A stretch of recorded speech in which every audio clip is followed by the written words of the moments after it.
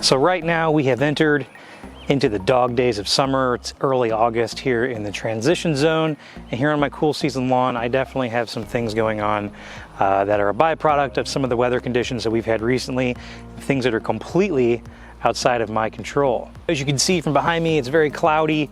It's been like this for quite some time. We've had a lot of rain recently, temperatures in the 90s, peaking in the hundreds, and nighttime temperatures in the 70s with the dew point around 72 to 74 degrees, which definitely is a recipe for some disease activity in your cool season lawn. Now this lawn is actually a little bit long right now. I'm typically cutting this at about an inch on this bonfire tall fescue, but as you can see behind me, I've got a nice big brown patch right in the middle of a swale where the water sits and it can't drain. That's actually pythium. And so I want to talk to you about how you get pythium, some of the conditions that are conducive to actually having pythium in your lawn, ways that you can treat it, and then going forward, how you can avoid getting pythium blight or pythium root rot in your lawn so it doesn't happen again. So as you can see, I've got this section of my lawn that's got a lot of dead material in it. This is dead grass. Pythium kills the plant wherever it does take over. The thing about pythium that makes it hard to control and hard to spot is that it's a root-borne illness. So a lot of times you won't see any symptoms in the grass blade at first, but you'll notice it once the grass starts to die out. It's a very kind of oily looking, almost dark looking patch that you'll see in your lawn. And by the time you see that, oftentimes it's too late. The best thing you can do is keep it from spreading in other places, because pythium spreads quickly through water movement. It also spreads quickly through, if you're stepping on this or you're mowing, it'll transfer from the soles of your shoes, it'll transfer from mower blades, or if you're mulching your lawn and you're mulching clippings into other parts of the lawn, it will continue to spread that way. So that's what makes pythium such a detrimental disease to the lawn, is because not only can it spread subterranean through the roots, but it can also spread through other cultural practices as well, like mowing or walking around on the lawn. So there are a couple of ways that you get pythium, mostly from waterlogged soils. So in this case, I've had nonstop rain for several days, going on 2 weeks, very, very high humid temperatures, and then also a lot of cloud cover, not a lot of sun, so it makes it really difficult for your lawn to dry out. If you have areas that are low-lying and they don't drain as well as others, there's a good chance that you might get some pythium in those areas. So if you see those conditions coming in your weather report, if you can manage it, you want to try and get some sort of preventative fungicide out in order to prevent that from happening. Or if you know that you have some low-lying areas, you want to remediate that by actually doing some leveling, some spot leveling, to actually help with the drainage. I have done some leveling on this lawn in the past. It's not perfect. There are a few areas that, as you can see, do not drain very well, and so by having just a waterlogged section of my lawn, it did cause some pythium. However, I was able to stop the outbreak from spreading by applying a couple of products, one of them being a phosphite fungicide, that's Alliot, and the other one, Armada. That's a couple different modes of action that I'm using for my preventative maintenance and my curative maintenance here, but the Armada is more for brown patch and gray leaf spot. The Alliot is designed for me in my program specifically for pythium blight or pythium root rot. And just to show you by comparison, we're walking in the area right now that has been waterlogged for a little over a week, and you can see a lot of the dead grass in here. There is some recovery happening right now. As you can see, there's some green in here, but if I take you over to the areas that drain pretty well, you can see this grass is perfect, no signs of stress, no real sign of disease, pressure, heat stress, or anything like that. It looks really, really good, although I'm a little bit overgrown right now because I haven't been able to cut just because my grass is so saturated and waterlogged. Coming over here from the bonfire section over to the Artemis side of the lawn, you can see I do have a pop-up emitter right here, and so there was some pooling of the water where it could not move, and you can see I've got a little bit of damage from disease over here. Walk over this section where the water drains, and again, it looks perfect. I know there's no sun right now, so it's kind of messing with the color that you're seeing on camera, but overall this looks pretty good, except for the areas where we had some standing water. So I've got a little bit of spot leveling and some things to fix here as far as drainage is concerned, but overall I'm not worried about this. It's going to repair. I've been through this before, so I know how to fix it.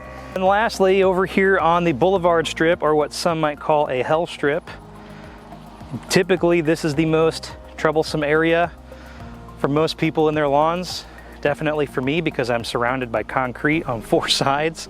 And this actually looks just as good as the healthy parts of my main lawn, where the soil temperatures in this area usually get up over 90 degrees in the summer, but it's actually looking pretty good. So the go-to products for, we'll start with brown patch, right? So this is Armada. Armada is a water dispersible granule. It's a group 3 and a group 11 fungicide, so this is going to be essentially the same thing as mixing propiconazole and azoxystrobin together, except you get that in one product and you can use this in one application instead of doing split applications of 2 different products. Now separately, specifically targeting pythium, you're going to want a phosphite type of fungicide like Alliot. Alliot is also a dry product, and this is what you're going to use to target pythium blight or pythium root rot.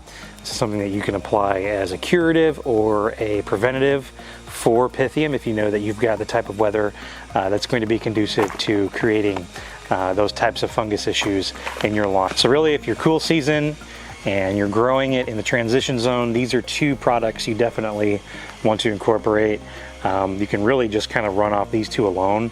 This is going to be more of your brown patch, gray leaf spot, dollar spot, and then this is going to be more of your root-borne type of, systemics for fungicide prevention and fixing those issues. When you're spraying with the Armada and the Alliot, both of these are going to be dry products, as I mentioned, and you want to weigh out appropriately per the label. Make sure you're using chemical-resistant gloves when you're working with these products. But like for the Armada, for instance, this is going to be 1.6 ounces per 1,000 square feet that you're going to want to put into your backpack sprayer. Now, I've just recently started working with this new Flowzone Typhoon 3 backpack sprayer. I've only used it a couple times, really. So far, though, I'm pretty impressed with the battery life on this thing. It does come with a 5 amp hour battery, which is a big upgrade from some of the older models.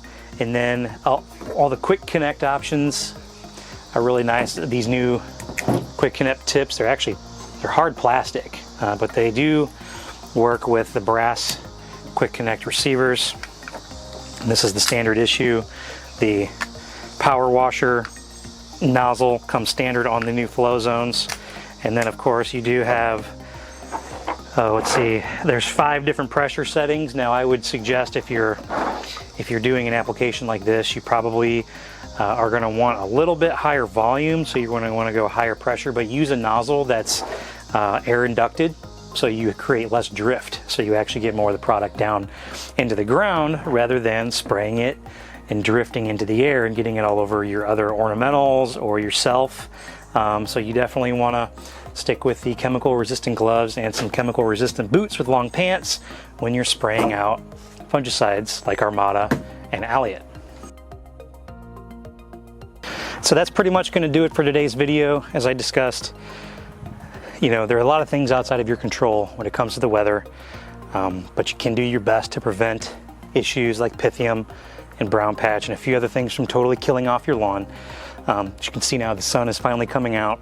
We're going to get a little bit better weather and this lawn will start to recover a little bit, but it's going to need some help. So I'm going to be leveling this area off a little bit better this fall, so probably around Labor Day. That's going to take off, and then we'll remediate some of the other things along. My neighbor got a new driveway, so I need to do some fixing along the driveway, and then I'm having some drainage issues also in the backyard. So just a couple things to address this fall, but otherwise this 1-inch tall fescue so far through the beginning of August is actually looking really, really good. Really happy with the color and the growth rate. So if you're interested, this is Bonfire Tall Fescue. I've got some information out there and some links to where you can go find it.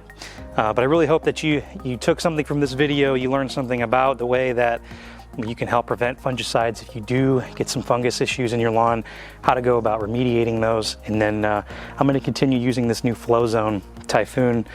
So far, I really like this backpack sprayer. Really comfortable back straps. I like the pump on this so far. I like the tips that it came with. I've got my own sprayer wand that I've built in the past, but you know, so far this setup is actually really nice. So thanks for watching. Don't forget to like the video, subscribe to the channel, and I'll see you guys in the next one.